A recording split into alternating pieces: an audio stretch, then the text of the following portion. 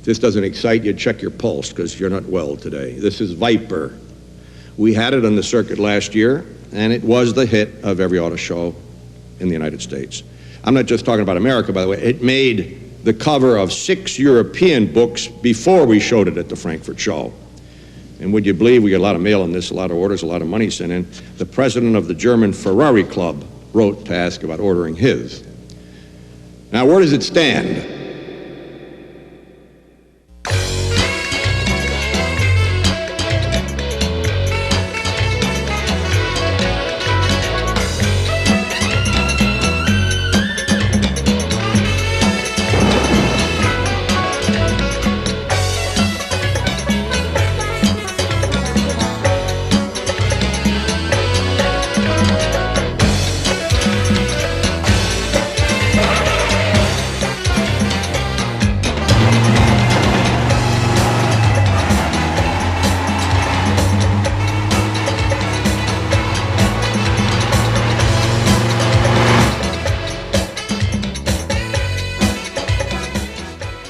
Hi, I'm Steve Antoon. Welcome to the first of 3 special CDN telecasts on the new Dodge Viper RT10, one of the most exciting cars to appear on the world automotive scene in years. Believe me, I know. As an editor at Motor Trend magazine, I've had the privilege of driving one. In the 3 telecasts that make up this mandatory sales training series, we'll review the history and evolution of this magnificent machine. We'll take a close look at the Viper itself and how to sell it to the special customers it attracts. As you'll see, Viper is not a car for everyone, and not just because of its price tag. It's a no-frills roadster designed for the man or woman who enjoys performance and serious driving. Viper has been making news ever since it first debuted at the North American International Auto Show in January 1989. In fact, Viper has dominated the attention of the automotive press like few cars in recent history. Every major American automotive magazine has featured it as a cover story, some more than once. They've all kept their readers updated on Viper's progress. And if the letters are any indication, car buffs are ready to take this car into their hearts as an instant classic. Viper is produced at the New Mack Avenue assembly plant in Detroit. Teams of craftspersons, hand-picked and some of the most skilled workers in the entire corporation, assemble Vipers in complete components. Each craftsperson has had over 300 hours of training, and many of them could build this car single-handed if they had to. They're enthusiastic about building this car, and they're determined to do it right. One unique aspect of the Viper assembly process is that the craftspeople work with the vehicle engineers to improve Viper's quality. Talk about him with this and this, right? Right. Yeah, both of them. Both sides or just one? Both sides. We get a chance to talk with the engineers personally about any changes we like to make. And they can give us the go-ahead right away over the phone, and then the paperwork comes later, but we get a chance to do whatever we want, whatever is best for the car. Can you lift the transmission so you can lift it up over the... Just about got it. We are allowed a freedom to work hand in hand with engineering to do things properly. We have the parameters that we dictate the process that the car is built, and through that we get a much higher level of quality. It allows us to do things that you don't do in a normal assembly operation.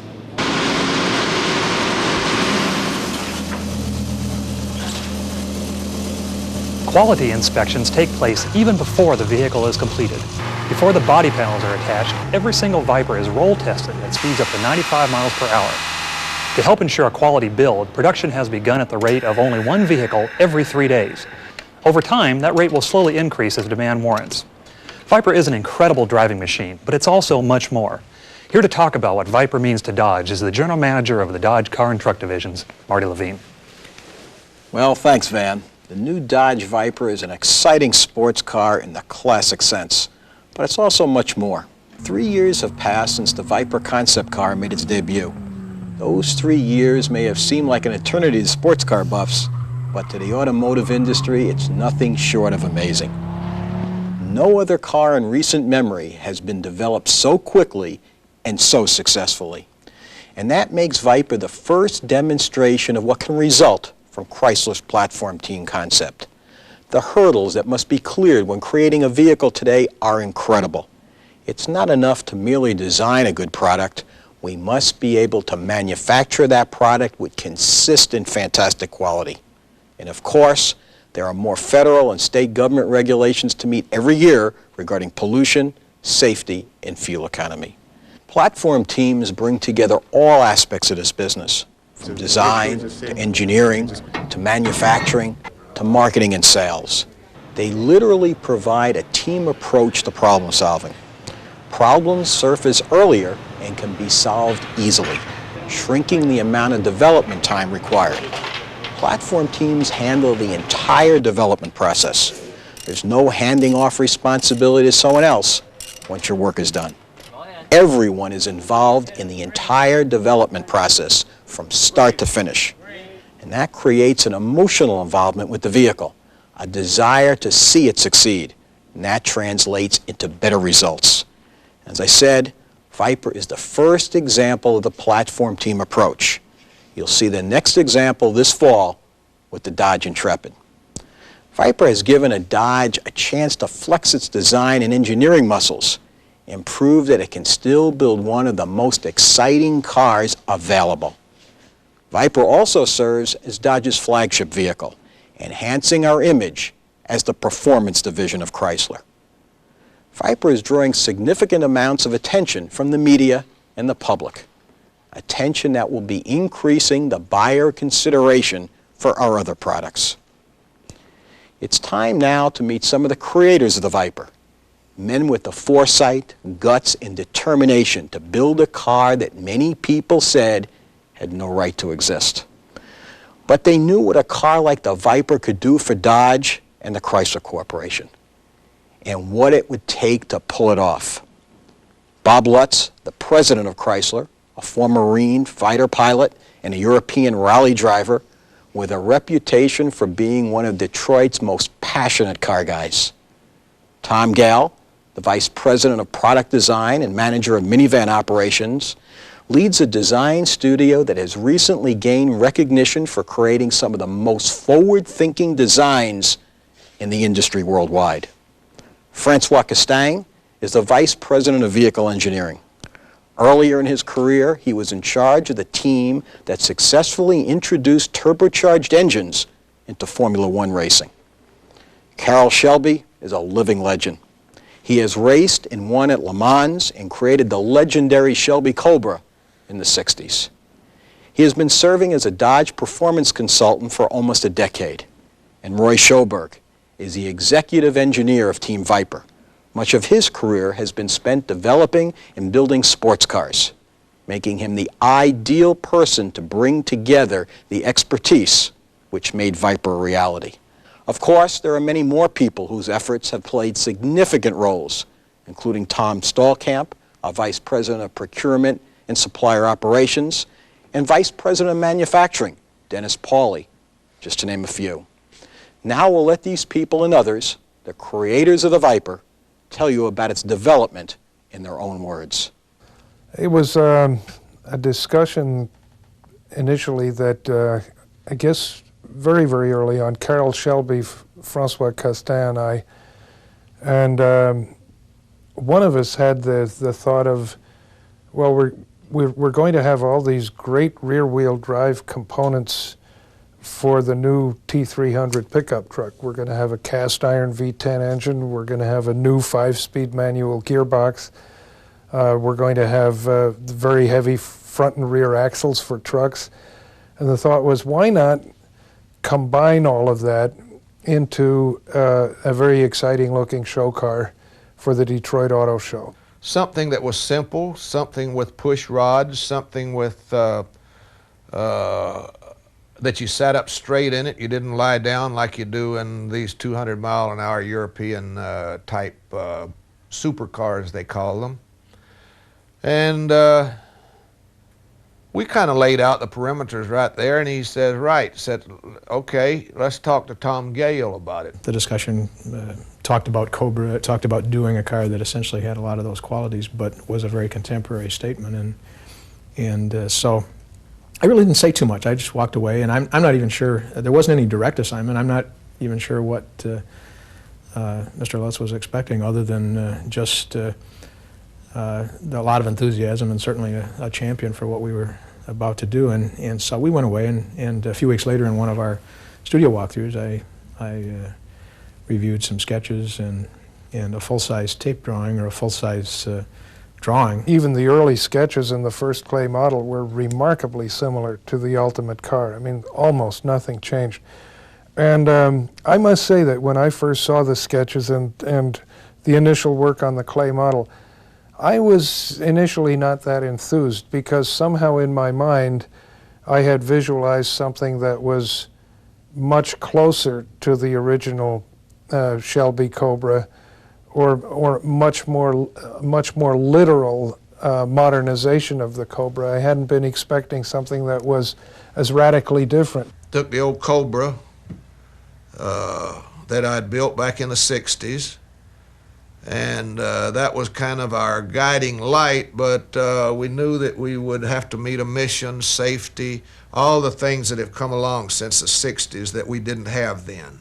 We were after a contemporary expression, but when you look back, you would reminisce or you would remember those image qualities and those visual characters that would call up Cobra, would call up certain things like that. And what was particularly gratifying for me was when we were out at the Longlead just last November with all the press, and we happened to be on the street with the Viper, and someone walked by, and this was a bystander who came by and said, gee, it looks like a Cobra. And yet when you get the two vehicles together, there's really nothing that's the same. They're very different. I'll tell you, the first time I saw the body of the show car being painted out at Metal Crafters in Newport Beach in California, I mean, that blew me away. We came to the marketplace within 3 years with it, which is 2 years quicker than concepts are usually brought to the marketplace. I think the biggest challenge was our only real management directive was maintain the image of the vehicle, the appearance of the car. Don't change it. As it turned out, the two look identical. The two cars, from the concept car to the production car, look identical, but there isn't a square inch on the vehicle that hasn't changed because of the regulatory issues, the packaging issues, and the things that we had to do to make a commercial Viper. Says, let's put the V10 in it. That'll be a good place to try it out and work the bugs out of it, build a high-performance version out of it, and then people that buy the pickup truck can say, oh, we have a Viper engine in our pickup truck. Our first mule, as I mentioned a few minutes ago, was a white mule, and we didn't have a V10 yet, so it was a V8. And the purpose of that was just to find out, are our handling parameters appropriate for the vehicle? And that told us that. The first V8-powered mule for Viper development was completed in December 1989, only 6 months after work was begun. Ken Nowak recalls the night they celebrated and when Bob Lutz came to inspect it. And he was walking around the car puffing a cigar like he just had a brand new baby boy. I think that his comment was something like, geez, I had no idea you guys were this far along. Of course, he had to drive the car immediately. And it was now about 7:30. Most of Highland Park was empty, pretty dark. It's December 29th. And we were pretty worried about that because the drive shaft on this particular car had been machined just a little bit too short. And we knew the car was safe to drive to the show and present to everyone and rev up the engine and that sort of thing. But the new part was being machined and would be installed the next day. We asked Bob to take it easy. And we discovered that Bob Lutz doesn't take it easy. We just crossed our fingers that everything came out fine. He loved the car. Nothing failed. But it was pretty tense while he took it around the back lot. We had the car ready for Mr. Iacocca, but it was cool and a little drizzly. And he came down, and I was sort of ready to give him a product description, and he didn't want that at all. He wanted to drive the car. That's all he wanted to do. And the first time he hit it, he just said, wow.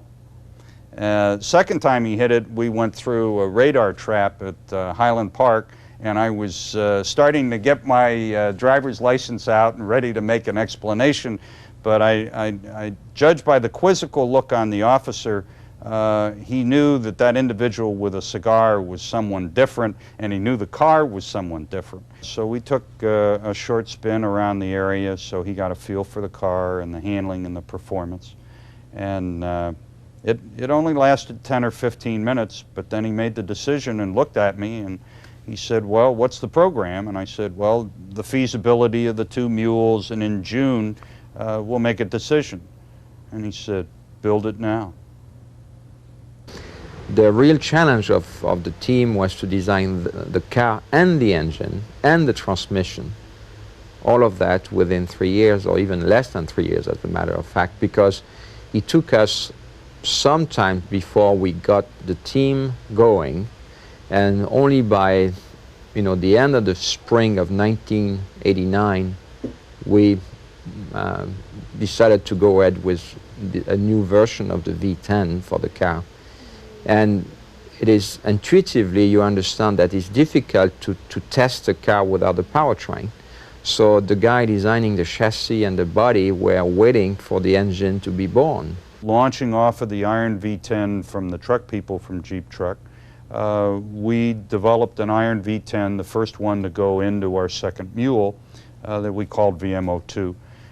And to find out, okay, now with that power, how does the car handle?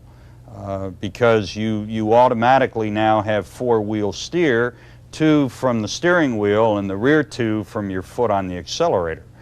And at these particular points, I don't know if you know that, but we went to Lamborghini to speed up the process and to get the conversion of our truck engine going from cast iron material to aluminum material. We were not necessarily able within the team to do that quickly enough to support the idea of going all the way with the V10. So through our contact with our friends at Lamborghini, we accessed some of their design technique and also some of their prototype suppliers. But our suppliers have been key because the product is a platform to innovate with, and therefore the suppliers had to be on the ground floor. Let's put them all together. Let's start with Tom Gale. Let's start with design, product planning, sales and marketing, engineering, purchasing, manufacturing. Let's put them all in the same room and let them fight it out face to face rather than scatter them around over 500 square miles of Detroit. Snake Pit concept really started with what's called Skunk Works. That's a Kelly Johnson of Lockheed who started it. It's an idea much like a skunk. You're not necessarily pretty, you don't necessarily smell good, but you sure as hell are effective. When the team first moved into the big office area we have, which we call the Snake Pit, everybody's desk was facing the walls. And our executive engineer looked around one day and said, wait a minute, this isn't how it's supposed to be. And everybody still was trying to stay to themselves. And now our desks face one another and we're all together and it really helps you work together. That's the intent of the Snake Pit, is just small team, strong focus, dedicated resources, and you pull the product off in very short lead times. Most people know that Viper served as the pace car in Indianapolis 500 in 1991, with Carroll Shelby behind the wheel. But they don't know what Team Viper went through to make that happen. Bob Lutz called me one day and when I thought I'd be dead at that time of my life and says, how about driving the Viper as the pace car at Indianapolis? And I nearly fell over.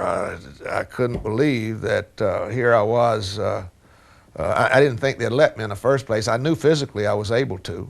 Well, when we got the assignment to do the Indy pace car, we sort of took it on with mixed emotions. First, it came along at a time that we were very busy doing our program vehicles.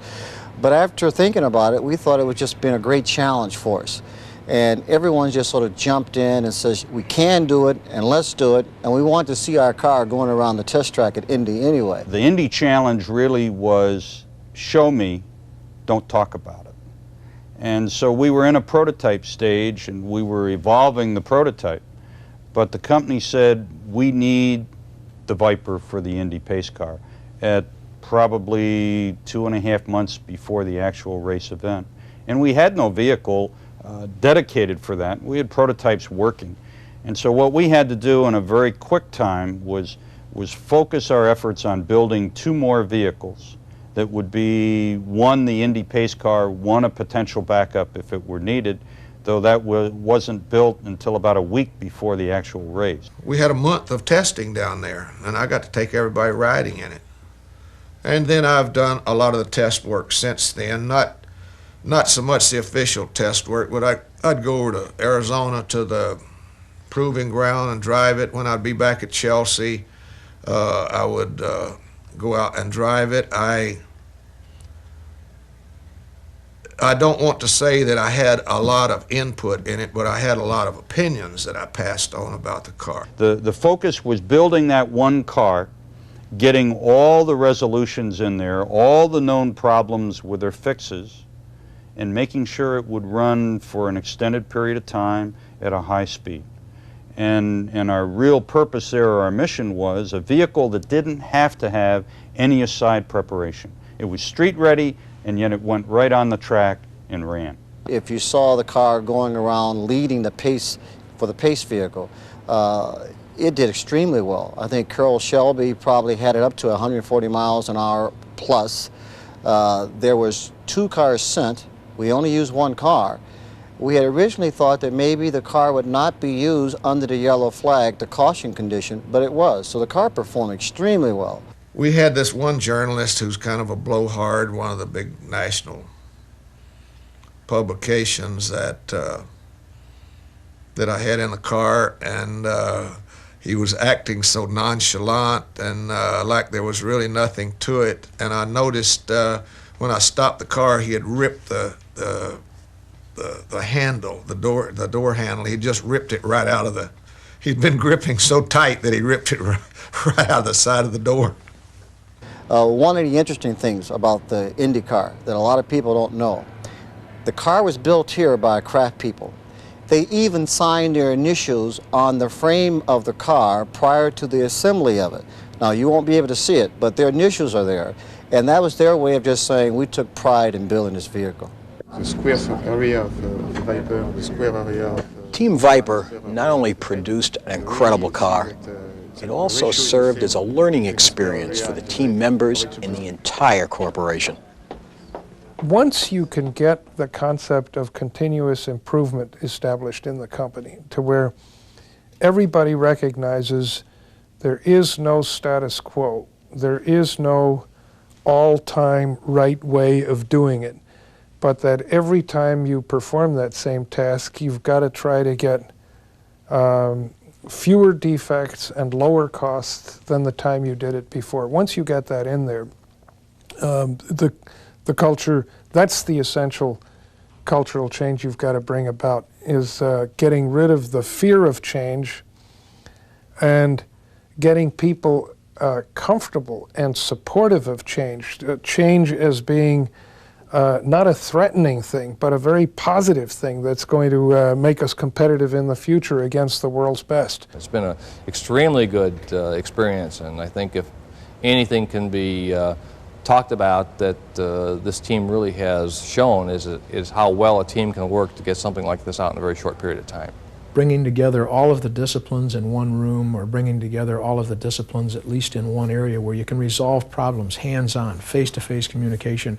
When you're working on front suspension and you've got a steering problem, or you've got a brake problem, or you've got something where there's an interrelationship with what's happening with the body or what's happening with other components in the vehicle, they get resolved very quickly, as opposed to having to wait for a meeting to resolve, or wait for, or memos going back and forth. I mean, it just cuts all of that out. Engineers generally work on components and don't have the opportunity to have a total overview of a whole compartment. Say, for example, a whole interior. And by being in a team this small, I not only started out with responsibility for overview of the whole interior, but gradually I came to be aware of the whole car. Chrysler employees are resilient people, flexible people, and damn dedicated people. And the team and the amount of personal time that these people have put in the project has been really exciting. The Viper project was my first exposure to the entire vehicle. I was able to put my 2 cents in, whether it made a difference or not, people would listen, but I was able to put my 2 cents in concerning the clay models. I was able to talk with marketing people. I actually went on the long lead press previews with the public relations people. I say it's enhanced. It's just been a prove-out of what we already knew.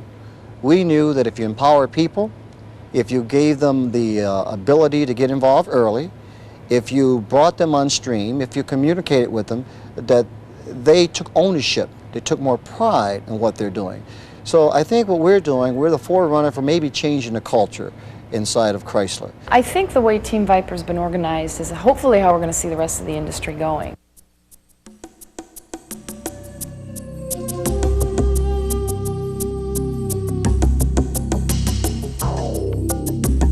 To sum it all up, we asked the creators to describe Viper in 3 words or less. Sex on wheels.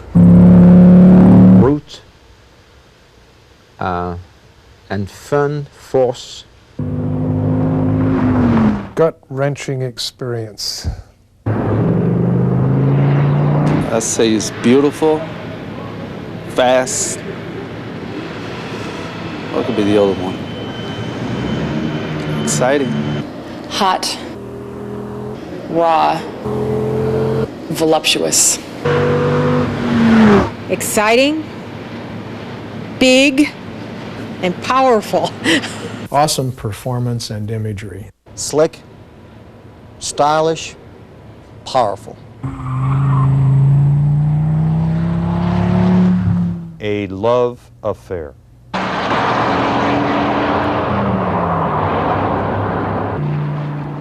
In the past, when Dodge introduced a new model, there has always been some discussion of the competition. Until now. Viper occupies a unique position in today's marketplace. Quite simply, while there are other sports cars in the same price range, there is no other car in the market like the Viper at any price. Blinding speed, blistering acceleration, and superb handling are the common denominators for many sports cars. What positions Viper uniquely is the emotional jolt that engulfs the driving experience. What kind of Viper prospect should you expect to see? Well, while Viper will appeal to almost everyone, it will be a must-have for its buyers. These buyers are automotive enthusiasts, the people who have been following the Viper ever since it first appeared 3 years ago. These are prospects who will know as much about this car as anyone. They appreciate Viper as the ultimate example of what's been missing from the new car market. Van? Thanks, Marty. And our thanks to the Viper's creators for taking the time to tell us about its origin and development. Now for a word about our upcoming telecasts. In Part 2, we'll take a closer look at the Viper itself, what makes it special, and what makes it one of the most exciting cars ever produced. In Telecast 3, we'll talk about what it means to sell the Viper, some of the challenges you'll face, how to take care of Viper customers, and how to keep them customers of your dealership. As a salesperson, you must understand both the Viper and the customers it attracts. So be sure to watch the next 2 telecasts on what's being called America's ultimate muscle car.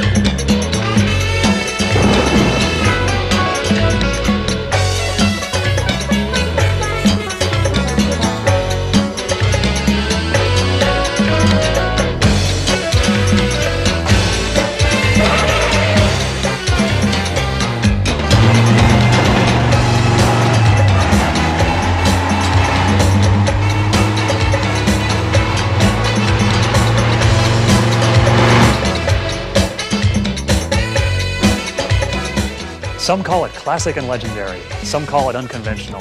Still others say it's a wonderful excess of high-performance exhilaration. But one thing is for certain, behind the wheel of the Dodge Viper RT10, you are left utterly speechless. Welcome to the Viper Experience. I'm your host, Steve Van Toon. As an editor for Motor Trend magazine, I get to drive a lot of different cars, and the Viper is truly one of the most exciting. It's no ordinary car, and its buyers are not your typical customers. As a representative of Team Viper, you, the salesperson, must fully understand the Viper in order to meet customers' needs. This is the second show of a three-part series that takes an in-depth look at the astonishing Dodge Viper RT10. During the next half hour, we will hear from fellow members of Team Viper as they explain what makes this car so exhilarating. In our first telecast, The Viper Story, we explored its creation, from the crowd-pleasing concept car that took center stage at the 1989 North American Auto Show in Detroit, through its unique design and engineering process that turned fantasy into reality in just 3 years, to actual production at a facility where the Viper RT10 is built more like a race car rather than a typical mass-produced vehicle. The Viper is the result of a vision shared by a team of sport enthusiasts, though automotive fanatics would be a better term. Their goal was to create a back-to-basics, high-performance sports car with the classic form and function equal to legends such as the Cobra. The result is a contemporary classic. Its flowing lines and muscular bulges recall an era of limited production open-air roadsters, but in the context of modern aesthetics. The Viper is about passion. Its owners desire a car that not only satisfies their passion for driving, but also displays that passion with unabashed freedom. Viper's lines are anything but conservative. The composite body panels are molded into expressive curves which do more than simply hide the machinery. They are an outward indication of the power inside. Comparisons to the Shelby Cobra of the 1960s are inevitable but understandable. In fact, the Viper project began with the question, what if we produced a Cobra-like vehicle today? Public response to the initial show car was so overwhelmingly positive that Team Viper was formed to explore the feasibility of such a vehicle and eventually build it, all in just 3 years. They succeeded at levels few thought possible and, in the process, captured the hearts of car lovers everywhere. So let's find out just what makes the Viper so unique from the very people who created it. Joining us is the Viper Team Program Manager, Jim Sayin. As an initial member of Team Viper, you've witnessed the evolution of this incredible car. Welcome to the show, Jim. Thank you, Van. It's a pleasure to be here on behalf of Team Viper. As you've mentioned, the idea behind Viper was to capture the spirit of the Cobra, honor the appearance of the original Viper concept car that we all fell in love with, and to bring all this into the 90s and honor the safety and regulatory requirements we have to live with today. To do this, it required extreme focus on what we were trying to do, using 90s technology to the extent we can, and of course to do this all in 3 years was a formidable task. There's nothing like a Cobra in today's market, and we believe there's nothing like a Viper. Shelby Cobra was a car designed and built by Carroll Shelby in the 60s, and it was a very light car with a very large motor. The car was an exceptionally good performing car for its time, although by our standards it was crude and didn't handle or brake as well as we thought we could do today. With the Viper, we were able to take the Shelby Cobra's performance, its raw performance, and refine it quite a bit. If you had to compare it to the majority of the cars in production now, it's a very different animal because it doesn't meet all the comfort and convenience criteria that a normal car that's both used as a sports car and as a commuter vehicle. They just aren't the same. I've driven Dodge race cars for 7 years now. It's been all road racing, and road racing has the same type of performance that we're trying to achieve with the Viper. It's all handling, a lot of braking, and acceleration is also important, but over a wide range of speeds. And these were a lot of the things we tried to capture in the Viper. So basically then, building the Viper was just a matter of fleshing out the Viper show car with the performance of a more refined and well-rounded Shelby Cobra? Well, it's not that easy, Van. Going from concept to reality is no simple task. The production Viper looks like the original concept car, but they're really very different. Maintaining the appearance of the concept car with the 90s regulatory requirements we've alluded to, along with the extreme performance levels we were looking for, and doing it all in 3 years was a real challenge. We already knew what the body had to look like. That was what the show car was. What the show car did not have was a viable suspension drivetrain system. So we knew that we had to design or engineer a frame, a complete suspension and steering system, and a powertrain. Through the use of pre-prototype mule development cars, we were able to quickly establish, and the operative word here is quickly, the basic design, architecture, and packaging of the Viper. They were also drivable vehicles, so we were able to evaluate real handling characteristics.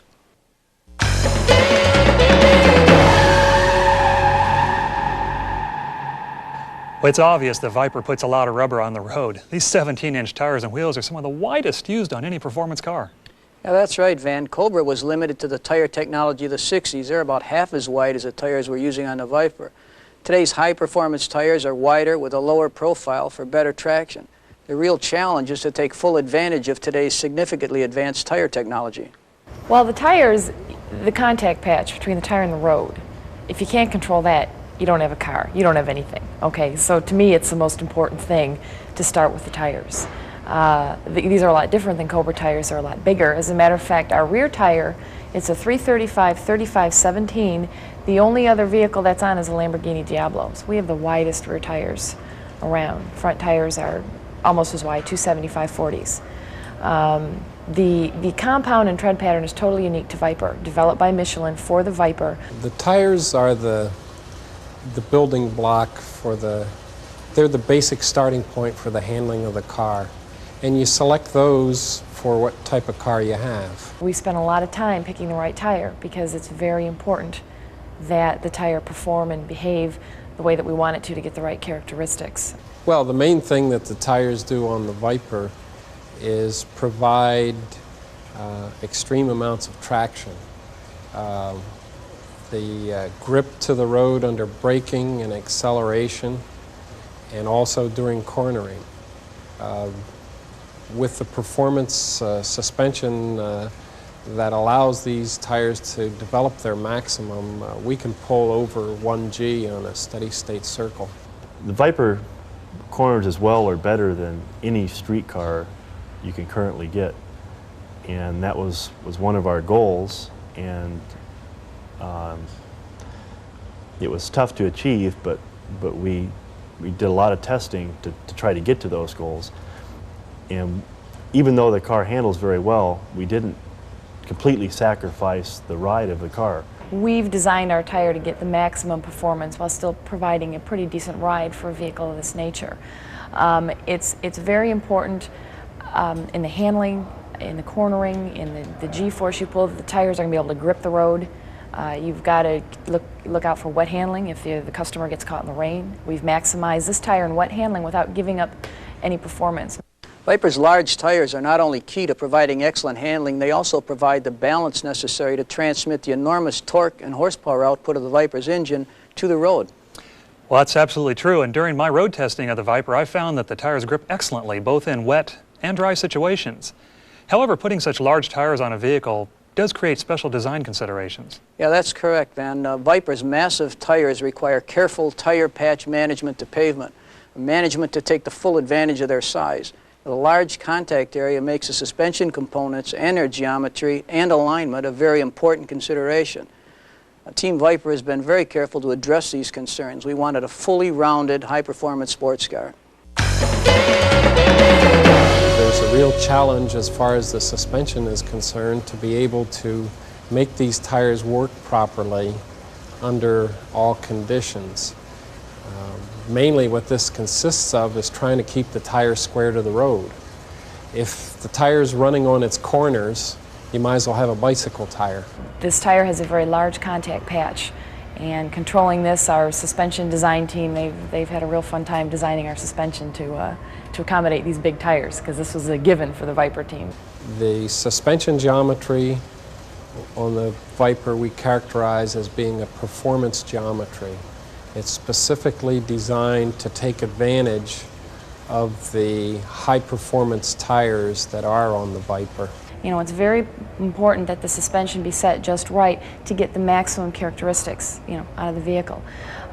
Engineering, we have designed a lot of understeering characteristics and all sorts of things into this vehicle so that it's very easy for the customer who's driving it, who wants to push a little on the exit ramp or the off ramp, they can bring themselves back under control. The result is a very responsive car with superb driver feedback. You always know exactly what the Viper is doing, and it does exactly what you want it to do. Viper is surprisingly easy to drive. Well, I'd say the brakes are equally impressive. Viper can stop as well as it accelerates and takes the turns. Yeah, that's right, Van. The brakes helped us to meet one of Viper's performance target, that being going from 0 to 100 miles an hour and back to 0 again in under 15 seconds. This goal was based on the original Shelby Cobra cars of the 60s, which had this ability to do this very quickly. And one of the reasons we can do it in less than 15 seconds is that the car accelerates from 0 to 100 very quickly in about 10 seconds. And then due to the brakes we've got on the car, we're able to stop in about 4.5 seconds. Our going in philosophy was to put the biggest rotors that we could fit into the wheels on the car, and we have. They're massive rotors. They're 13 inches in diameter, which is bigger than the wheels on some cars. We designed the braking system for maximum stopping power, and we use very large brakes, much larger than you would normally use on a car if you were designing it to be a cost-effective and meet all of the minimum corporate and federal requirements. On the Viper, we went way overboard, and I think it's paid off for us because anyone who drives a Viper is going to appreciate the ability it has for stopping quickly.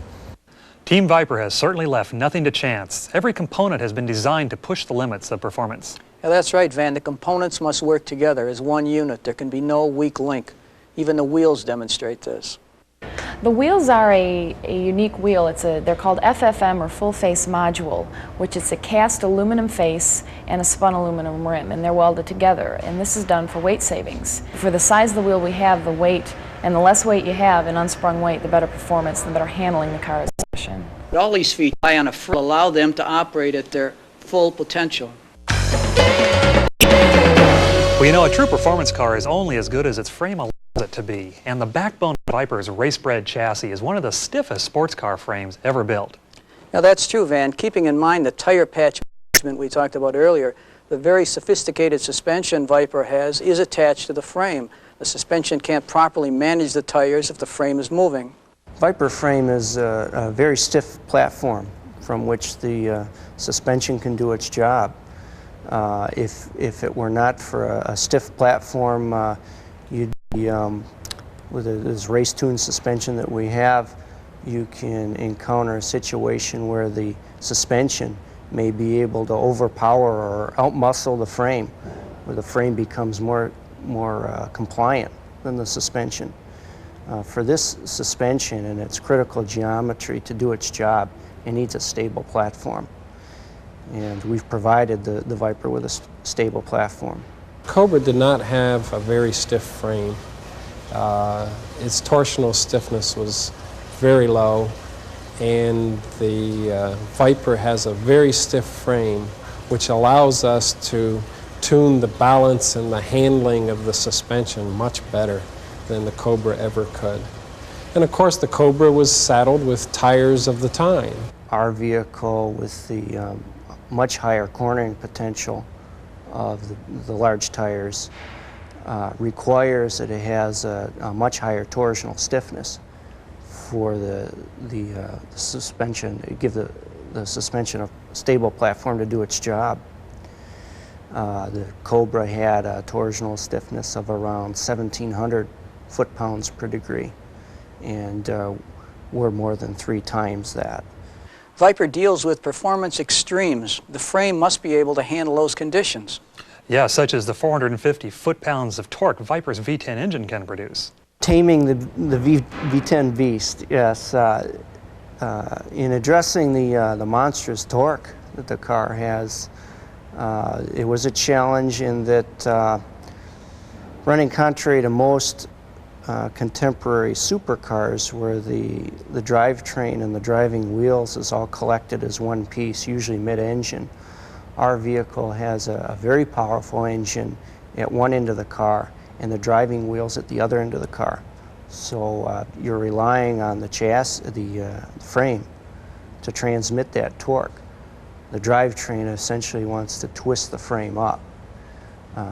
That's another reason why we need a very torsionally stiff frame, so that we don't get the drivetrain under acceleration, turning the frame over like a pretzel. Viper's frame is designed with a center spine construction. It gets its strength down the center as opposed to around the perimeter. In addition, the spine is a closed box construction, which very few vehicles have. Here's where some of our 90s technology comes in. We use 3 different materials in the spine construction. The rails and sides are made of mild steel. The top is made of lightweight, high-strength carbon fiber, and the bottom is a T6 alloy aluminum plate, which you're familiar with from the aircraft industry. Well, this is essentially the same type of frame design used in Formula One race cars. But beyond stiffness, the frame must also allow for equal weight distribution among the 4 corners of the vehicle. How's the Viper's weight distribution, Jim? Well, it's excellent. Our production units are right at 50-50, which was our going-in goal. It was accomplished by, first of all, locating the engine aft of the center line of the front wheels, and by doing things like locating the battery in the trunk. This all leads to the all-important balance between the chassis and the engine.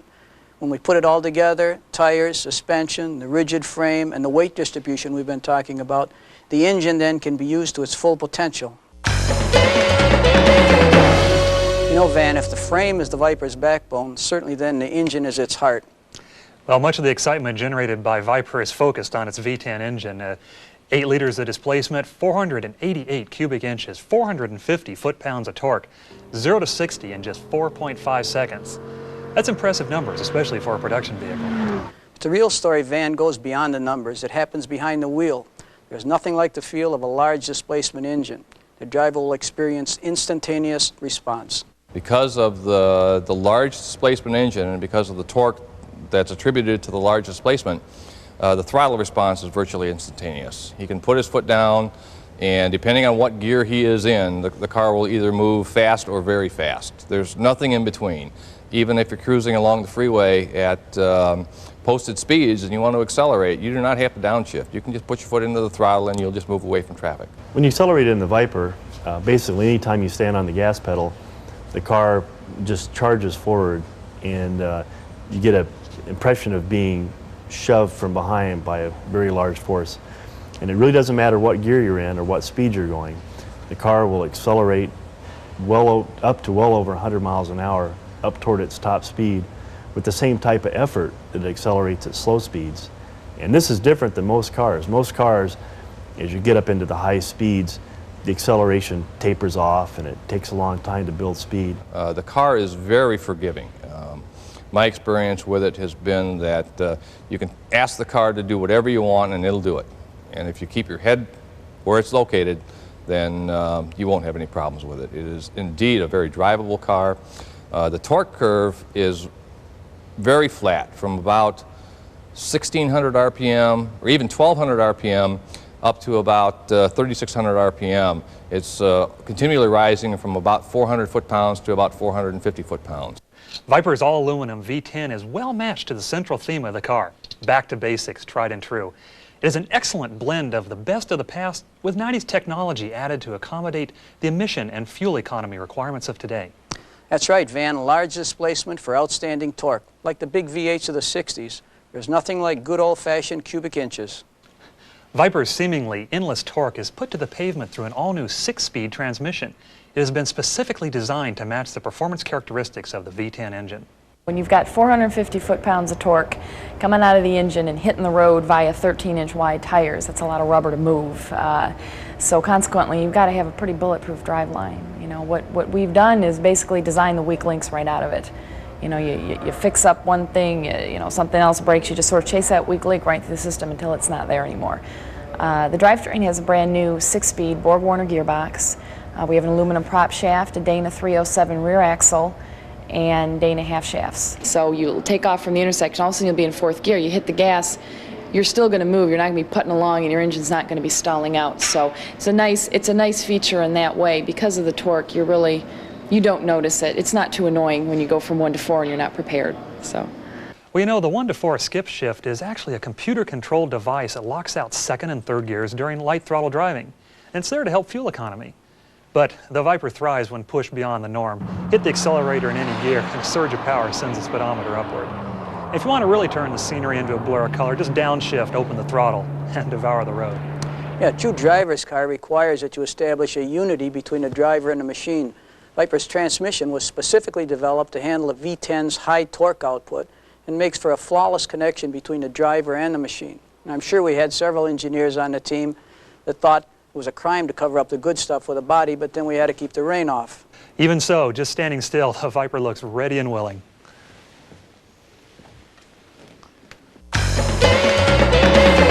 Viper's body panels are a type of fiberglass, aren't they, Jim?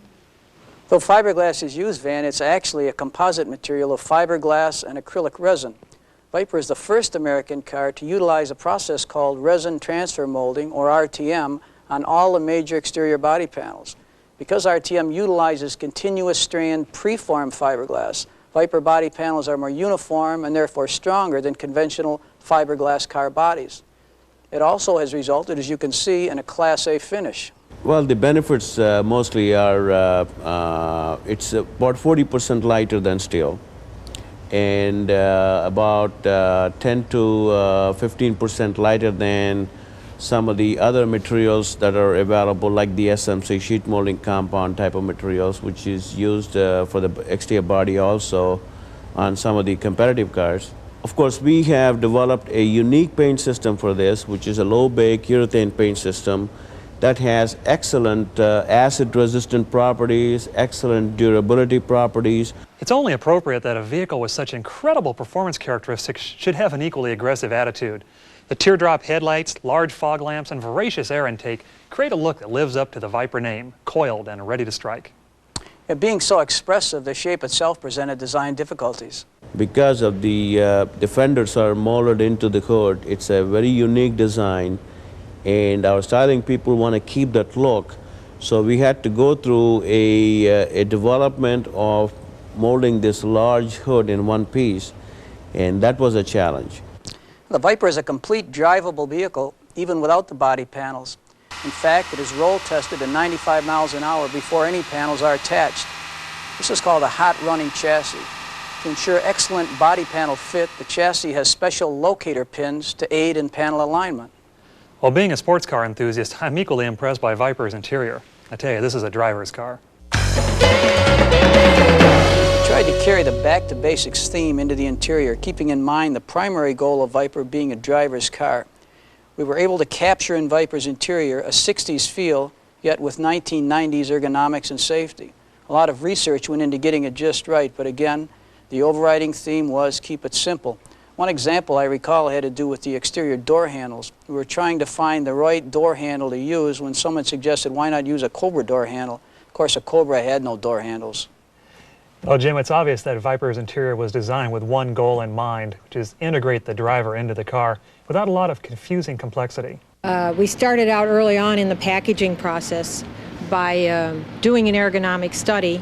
We found our optimum position for the steering wheel, the shift knob, the seat, and we started out with a known H point, which is where the seat is, where your posterior sits in the seat, is called the design H point.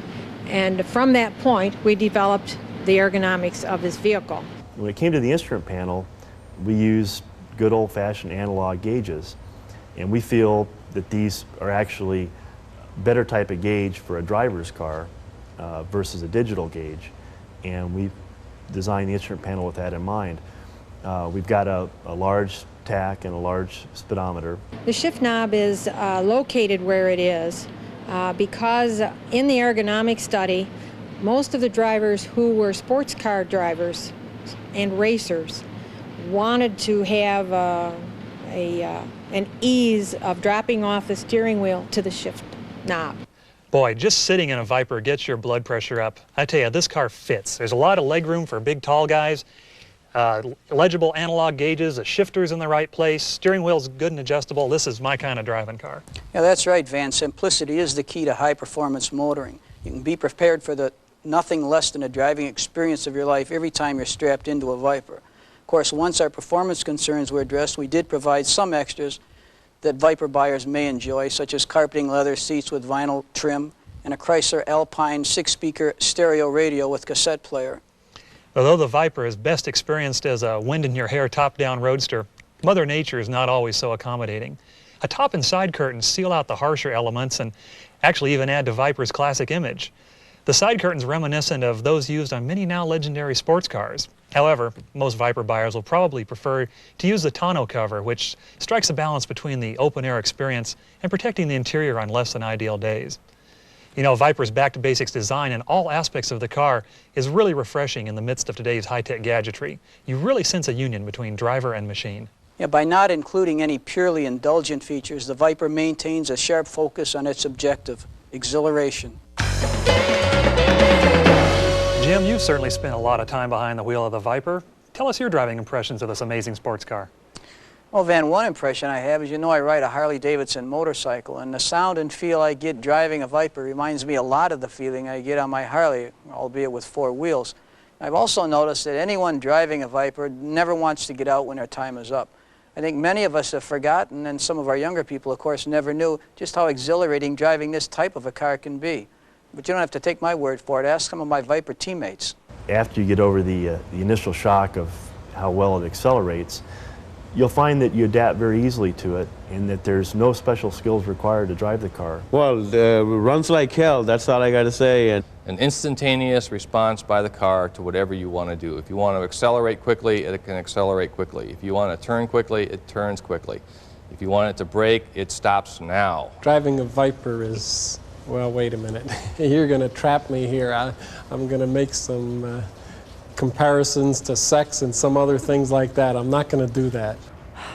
Totally hot. I mean, it's a feeling of raw horsepower. You know, putting the pedal to the metal and just cruising. It's unbelievable. You get a high, you get a rush. The hair on the back of your neck stands up when you drive this car. Driving the Viper makes you feel 16 and invincible again. I don't know what else to say. It's liberating. It's a religious experience. And the press loves it too. As an editor of Motor Trend magazine, Van, you've had a chance to drive the Viper. What do you think of it? Well, like I said, I didn't want to get out when my turn was up, believe me. I've driven the car about 400 miles now, Jim, both on the street and on a racetrack, and I got to tell you, the performance is definitely there. To say it's fast is an understatement. To say it handles great doesn't do the car justice. It's a very easy car to drive, very predictable, and more fun than you'll ever have. Jim, it's obvious that you and the rest of Team Viper have done an excellent job in building this car. Thanks very much for coming in and sharing some of your insight. Well, thank you, Van. It's been a pleasure being here, and I hope my being able to share the team's perspective on how the Viper evolved has been of help. Thank you. Thank you. An important part of Viper ownership is the sense of confidence it provides, not only in the vehicle itself, but also in Chrysler Corporation and your Dodge dealership. Viper owners are not the typical Dodge customer. In fact, they're more like Porsche or Ferrari owners who expect quick personal service. Confidence is also inspired by Viper's 3-year or 36,000-mile bumper-to-bumper limited warranty. And to enhance Viper warranty service, many of the main assemblies are replaced rather than repaired. Also, the Special Order Services, or SOS, gives Viper repair parts top priority, and 2 hotline numbers are available to help technicians quickly solve hard-to-find conditions. The new Dodge Viper RT10 represents a way of doing business in which the customer comes before all other concerns. In the next telecast, Selling the Viper, you will learn what it means to be a Viper dealer and salesperson. Viper prospects require special treatment, and since there will not usually be floor models or demos available, you must be able to generate and maintain Viper excitement by relying on your personal skills. These talents can be applied not only to Viper prospects, but to any customer you may encounter. So join us in the final telecast in this 3-part series on the Dodge Viper and witness the future of Chrysler Corporation today.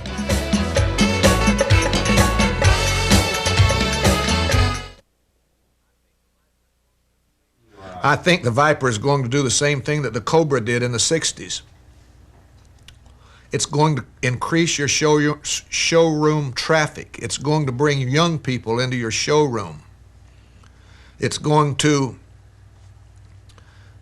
bring a different class of people into your showroom than you've been getting. We haven't had a car like this in the Chrysler lineup. I think that you will find that you will sell cars off of this. What you make off the Viper has very little to do with what you're going to take home at the end of the month. But I think it's going to increase the traffic in your dealership. I think that it's going to be something that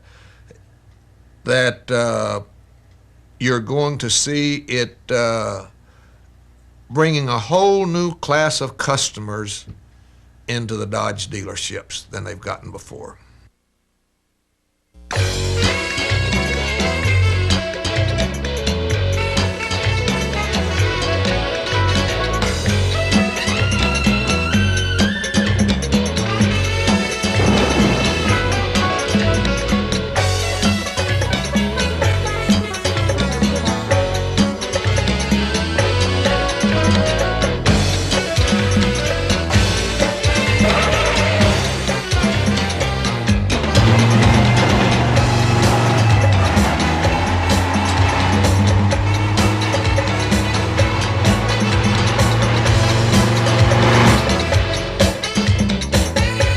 Hi, I'm Steve Van Toon. Welcome to the final telecast in a three-part series on the vehicle that has the automotive world talking, the Dodge Viper RT10. The Viper certainly ranks among the most thrilling cars available. In the second telecast, the Viper Experience, we found out just what makes it so exhilarating. Viper is a back-to-basics high-performance sports car of legendary proportions, the power of a V10 engine, the feel of a responsive race-bred chassis, the classic look of a limited production open-air roadster,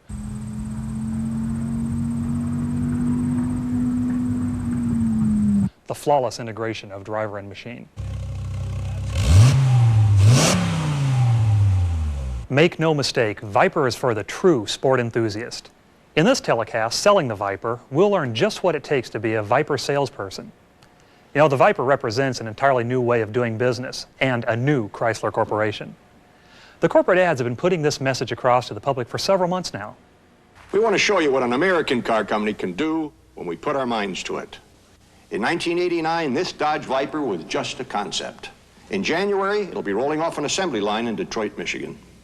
Nobody in the country ever developed a car that fast. From now on, every new car Chrysler makes is going to be built the way this one was. And that's by a team.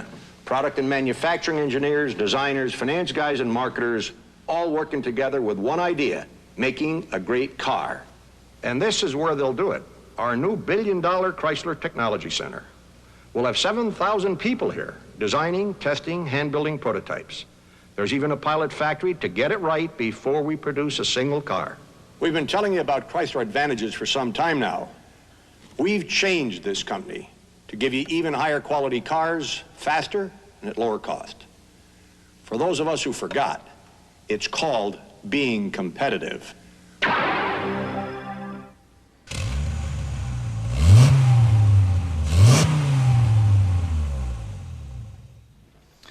In developing the Viper, Dodge and the corporation saw it as much more than just an opportunity to produce the ultimate performance car. The Viper program is serving as an ongoing test bed of new technologies and, more importantly, a new cultural approach to automotive development. This was due in large part to the accelerated timetable that the Viper team had to meet. The target was to take the concept car that stunned the public at the 1989 North American Auto Show in Detroit and develop a production model in just 3 years. The 1992 Dodge Viper.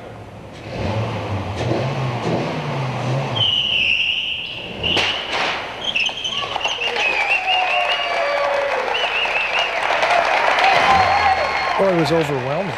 I mean, I've never seen anything like it. It was the hit of the show. It was all anybody wanted to talk about. And we thought it would just be, you know, an interesting display exhibit. But instead, it just seemed to crystallize or act as a catalyst for incredible reactions at the show, both among the press and the public and our own people. And it triggered such an avalanche of letters of people wanting to buy the car that we felt we had to give it serious consideration. You know, just the automotive press, the buff press was really very, very enthusiastic about the vehicle. But I think the thing that was kind of the final straw were the letters coming in with people, and we started to notice the demographics and people trying to send money. They wanted one, and so that's hard to ignore. So we decided that maybe we ought to take a look at it. It is very rare in our industry that you go out, show a product, and if people like it, you start designing it. We always invent and design and engineer cars and trucks, and then a few weeks before volume production, we go out and say, here, voila, we're going to do that for you. This is a unique process we went through where we created a concept, went out, presented it to the public, because these customers told us that the Viper was exactly what they wanted, we decided to satisfy them. Viper's development process was purely customer-driven. After the original Viper concept car exposed a widespread hunger for a basic high-performance sports car, Chrysler Corporation pledged itself to meet this demand. But to accomplish this, they had to rewrite their automotive philosophy. The Viper was developed using a team approach which concentrates design, engineering, and production efforts within a single vehicle platform. Working closely together, Team Viper members exercised a high degree of control over the complete development process and thereby kept it focused on the final result. Gratify the sports car devotee. The training we will give to our people in doing such a new vehicle, also believing that through the design of this car we will learn new processes and new technologies, and therefore even if the car was never to be born, since at the beginning we were not sure that the car will exist, having 50 people work on it was not a waste of money. It was learning and building for the future.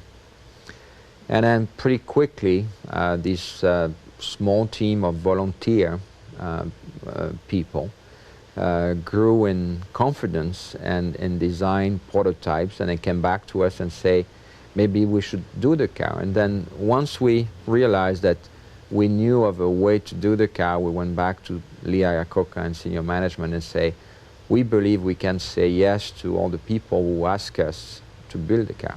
The number one challenge was package that vehicle, maintaining the appearance, and yet make it regulatory, legal, and ergonomically sound for the customer. Suppliers were integrated with Team Viper early in the process to ensure product integrity. There could be no weak links. The team concept was also applied to manufacturing at the New Mack Avenue Viper assembly plant.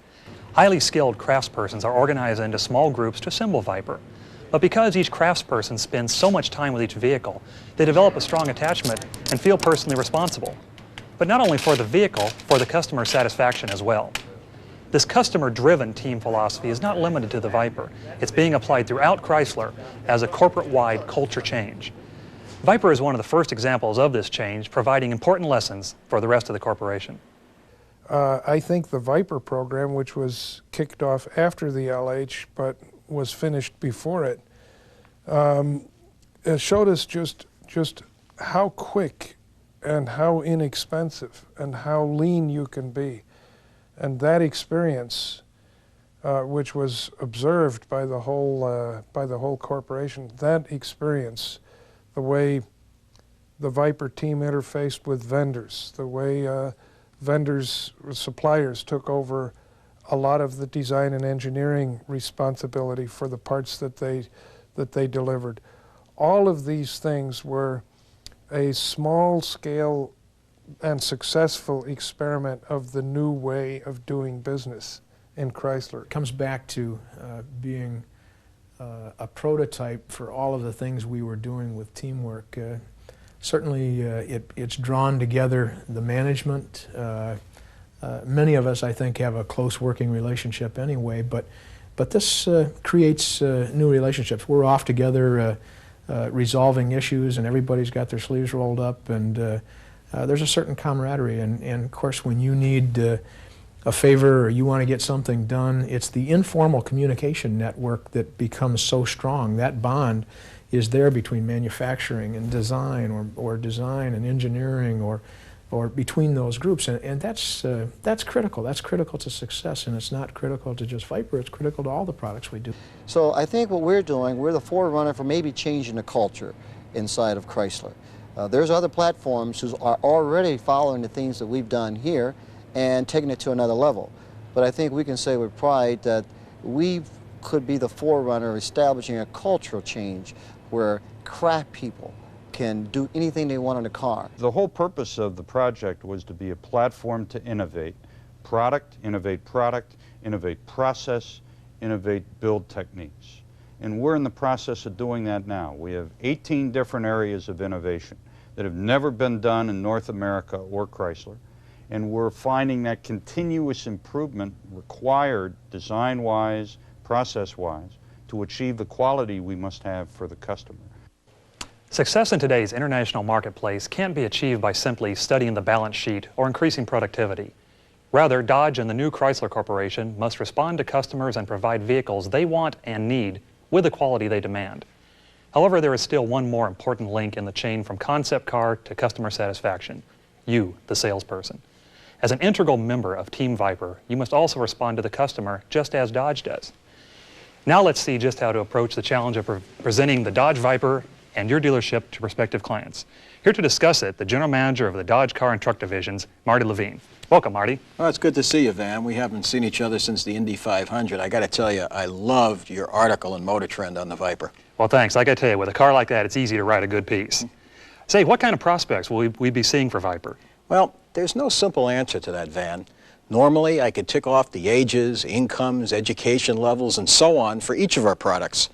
But Viper crosses all demographic lines. The one common denominator all Viper prospects will share is that cars play an important role in their lives. They will also tend to have a passion for American sports cars.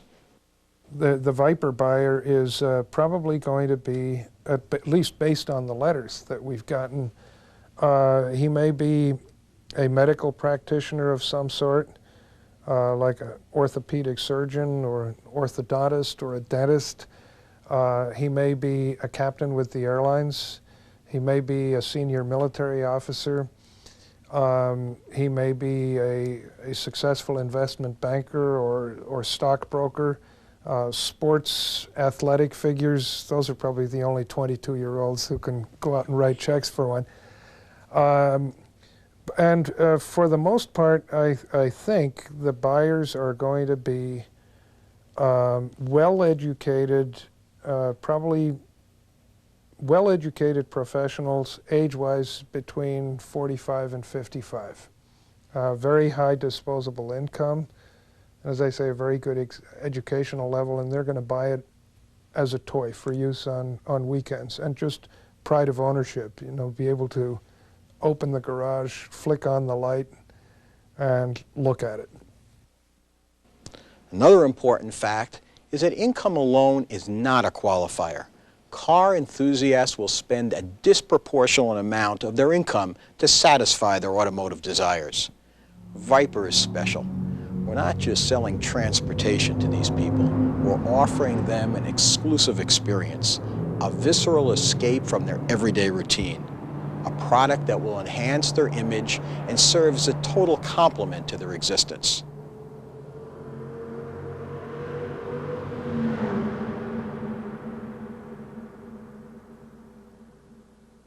They don't view the purchase procedure as just buying a car. They're looking for a personal relationship with an organization that will not just take care of their needs, but actually anticipate their needs. The sales presentation should be geared towards developing a long-term relationship with these people. Now, good stockbrokers don't make one sale and then move on. They look out for their clients' long-term financial interests. We need to look out for our customers' long-term interest also. What else can we say about Viper customers? Well, they'll probably know a lot about cars, especially if they've been following the Viper story, and they'll expect salespeople to share their enthusiasm and be able to answer any questions they have. But how can salespeople know everything about a car they may sell once or twice in a year and that they've never actually seen? Well, they don't need to know everything about Viper, but they need to share the customer's enthusiasm and they must know where to find the answers almost instantaneously. So if a customer asks a specific product question, they always know where to get that answer. Given that the Viper is a very desirable car and will be available in such limited numbers, especially at first, won't it just pretty much sell itself? Well, true. Viper is so desirable that you won't need any high-pressure selling tactics.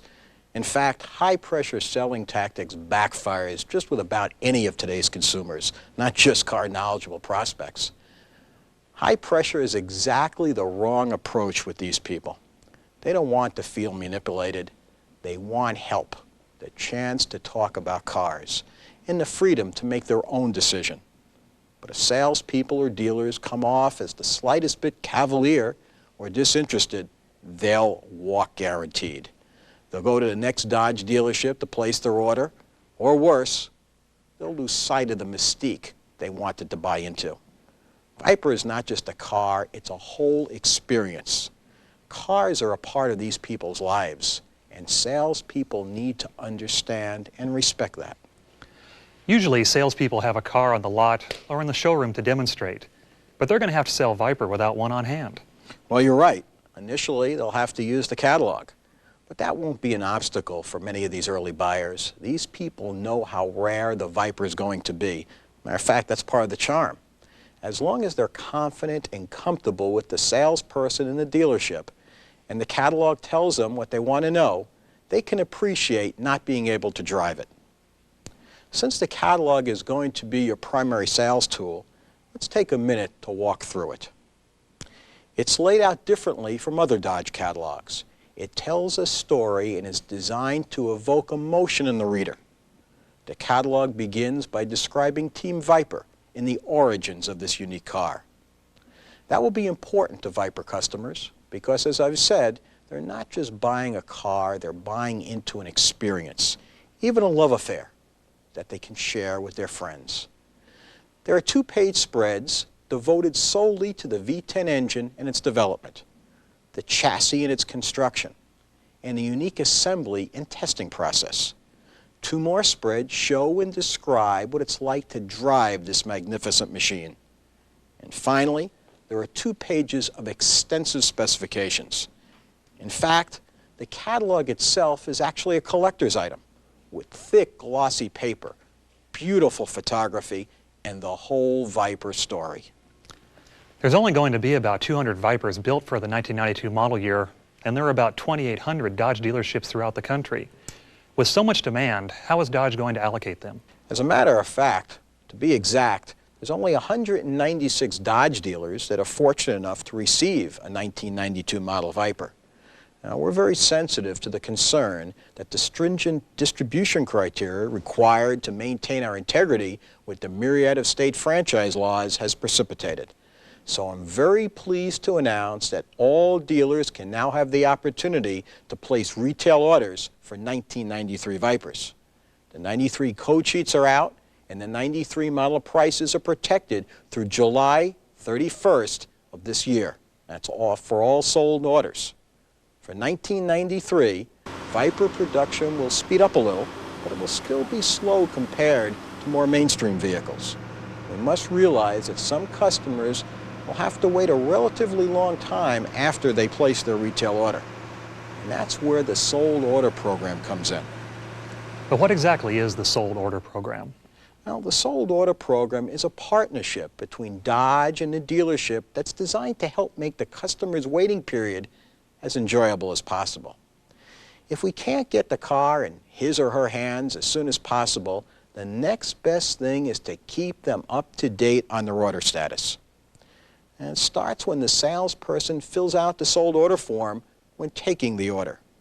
A few days after the customer's order is taken, they'll receive a thank you letter from Dodge. When their Viper is scheduled to be built, we'll notify them of the approximate build date. After the car is built and ready to be shipped, they'll receive a letter notifying them of the estimated ship date. We're also exploring the idea of inviting them to come watch the final assembly of their car being built.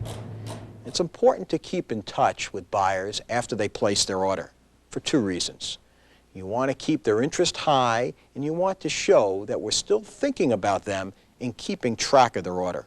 Phone calls or personal notes are good ways to do that, especially when you have some news about their car. Or maybe you can point out a glowing review of the Viper in one of the enthusiast magazines. Let them know it's out on the newsstand, or even send them a copy yourself. What special efforts is Dodge making regarding delivery of Vipers? Well, first of all, understand that every Viper will be quality tested and will have up to 65 miles on the odometer.